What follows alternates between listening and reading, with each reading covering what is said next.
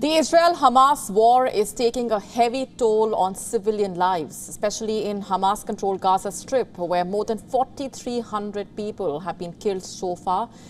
Israel seeking to avenge the October 7 attack on its territory through its relentless bombardment of the Gaza Strip. Israel has also blockaded Gaza and has announced its intentions of executing a full-blown ground offensive. Regional player Iran, that backs anti-Israeli forces like Hamas in Gaza and Hezbollah in Lebanon, has hinted at intervention if Israel actually invades the Gaza Strip. The mounting civilian toll in Gaza has also unnerved other countries in the region. And it is in this backdrop that leaders and top officials from more than a dozen countries gathered in the Egyptian capital. The meeting focusing on ways to de-escalate the Israel-Hamas war. Listen in. Perché se anche i nostri punti di vista di partenza non fossero perfettamente sovrapponibili, perfettamente sovrapponibile è il nostro interesse. L'interesse di tutti i leader seduti attorno a questo tavolo, e cioè l'interesse a che quello che sta accadendo a Gaza non diventi un conflitto molto più ampio, non si trasformi in una guerra di religione, in uno scontro tra civiltà, rendendo vani gli sforzi che pure coraggiosamente in questi anni sono stati fatti in senso contrario per normalizzare I rapporti. The conference comes amid growing fears of a wider conflict in West Asia. Representatives from countries including Jordan, France, Germany, Russia, China, the UK, the US, Qatar, South Africa are attending the one-day meeting. The United Nations and European Union officials are also present. In his opening remarks, Egyptian President urging the leaders to come to an agreement on a roadmap to end the humanitarian crisis in the Gaza Strip and to revive a path to peace between Israel and the Palestinians. The roadmap includes goals like the delivery of aid to Gaza and effecting a ceasefire, leading up to negotiations on a two-state solution. كما أؤكد للعالم بوضوح ولسان مبين وبتعبير صادق عن إرادة وعزم جميع أبناء الشعب المصري فردا إن تصفية القضية الفلسطينية دون حل عادل لن يحدث، وفي كل الأحوال لن يحدث أبدا على حساب مصر. The absence of any official from the Israeli side has dampened expectations on what the summit can actually achieve. Many world leaders attending the summit expressed disappointment on Israel's attacks on civilian population that has left hundreds of thousands of people with no means to live a normal life. However, the leaders also condemned the brutal Hamas attack on Israel that killed over 1,400 people. Let's be clear. The grievances of the Palestinian people are legitimate and long. We cannot and must not ignore the wider context for these tragic events. The long-standing conflict and 56 years of occupation with no end in sight. But nothing can justify the reprehensible assault by Hamas that terrorized Israeli civilians.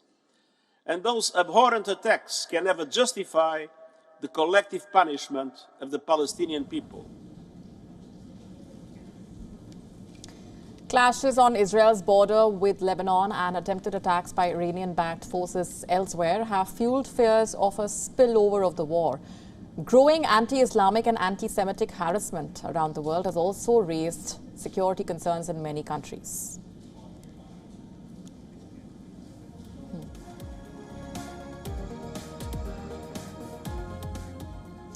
And for more on this, with me on the broadcast this minute is Bader Al-Saif, Professor of History, Kuwait University. Thanks very much for being here.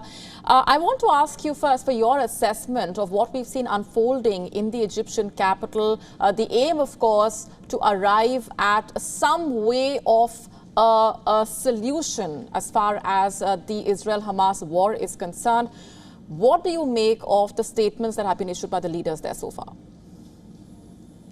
Before getting to the statements, let me begin on the rationale behind gathering this impressive large roster of leaders from across the world in Cairo today.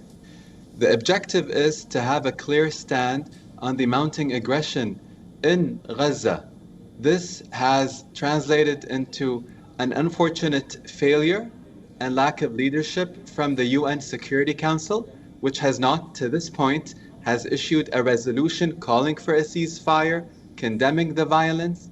And this is unfortunate because few attempts have been made, but they keep getting vetoed by the US. And this is something that does not bode well for the American standing in the region and globally.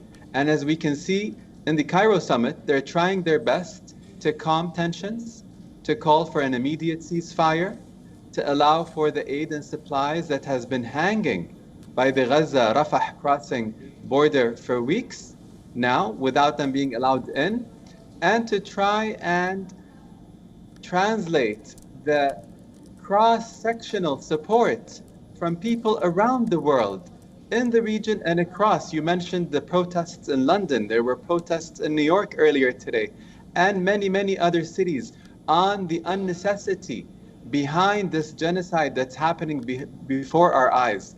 The indiscriminate killing of civilians is something that no one should allow. And this is something that should stop right away.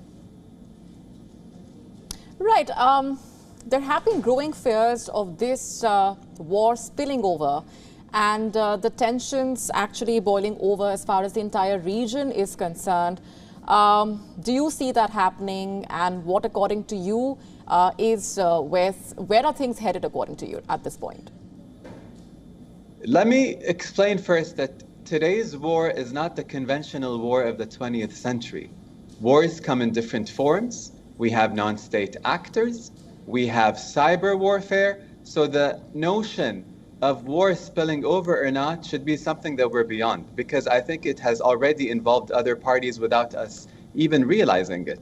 There were news of the Houthi militia purportedly sending off rockets from Yemen across the Red Sea that were being stopped, and there is also a lot of verbal support from other non-state actors across the region. So this is something that is spilling over as we speak. Now, we need to contain it. We need for wisdom to prevail, because the next stage would be that traditional type of warfare that could involve other parties if they feel that they're threatened. And we've heard today in the speeches, for example, a very stern warning from the Egyptian president, for example, concerning the issue of displaced Palestinians and this whole notion of trying to move Palestinians and displace them and uproot them again. You can count the many times that has happened in their history, unfortunately, but the stern warning that that's not going to happen, period, and that's not going to happen at the expense of the Sinai Peninsula. So if things along those lines take place, and it is very delicate, we're talking about 2.3 million individuals in Gaza who are being told that they need to move away from certain areas, and the place is already cramped as it is. Churches are being blown, hospitals are being blown. What's a safe zone? Someone needs to define what safety is. And that's where the international community needs to rise up to the challenge and exert as much pressure as possible to stop this carnage. All right, we are leaving it there for the moment. Thanks very much for joining us on the broadcast. Thank you.